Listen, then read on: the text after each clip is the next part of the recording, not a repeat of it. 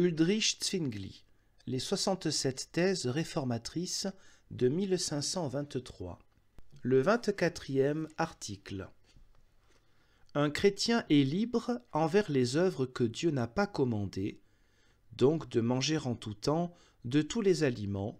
On en déduit que les dispenses de fromage et de beurre sont une tromperie romaine. La première partie est aisément démontrable, car ce que nous faisons suite à des enseignements ou commandements humains est vain. Matthieu 15, verset 9.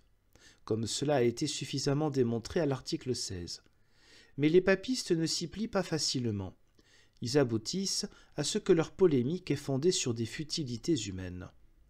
Mais Adam a été chassé du paradis à cause d'un seul péché, car il a en effet mangé le fruit de l'arbre défendu. Je ne parle ici que des œuvres qu'on enjoint d'accomplir au nom de Dieu. Ça ne veut pas dire qu'on ne devrait pas observer le droit de la ville et du pays, qui ne concerne clairement pas le commandement de Dieu, bien qu'ils doivent être configurés intérieurement selon la volonté de Dieu, sinon il n'en résulte que des calamités. Ésaïe 1,12 parle ainsi des rituels ou commandements humains. Quand vous venez devant ma face, entendez avec ces cérémonies, qui a exigé de vos mains ces choses que vous faites dans mes parvis?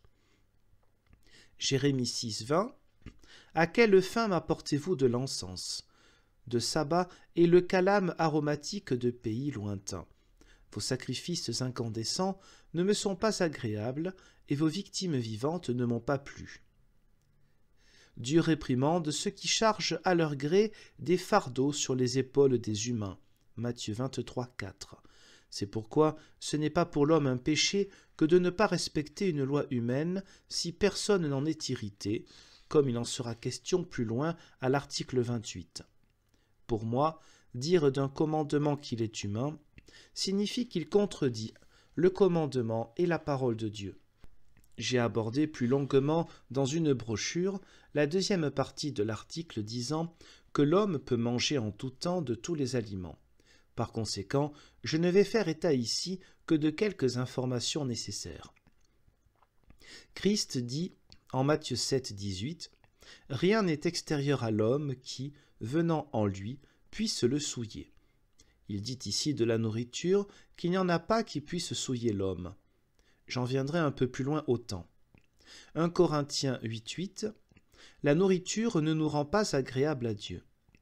Colossiens 2,16 Personne ne doit vous juger à propos de la nourriture et de la boisson.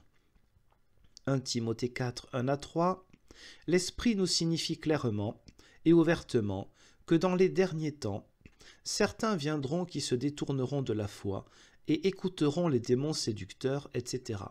Ils interdiront aussi de manger certains aliments que Dieu a pourtant créés afin qu'on en use avec reconnaissance. Tu vois que de tels commandements viennent des démons. Tite 1, verset 15. Pour les purs, toutes choses sont pures. Mais pour les apostats et les incroyants, rien n'est pur. Mais leur caractère et leur conscience sont souillés. Les croyants sont purs. Pour eux, tous les aliments sont purs.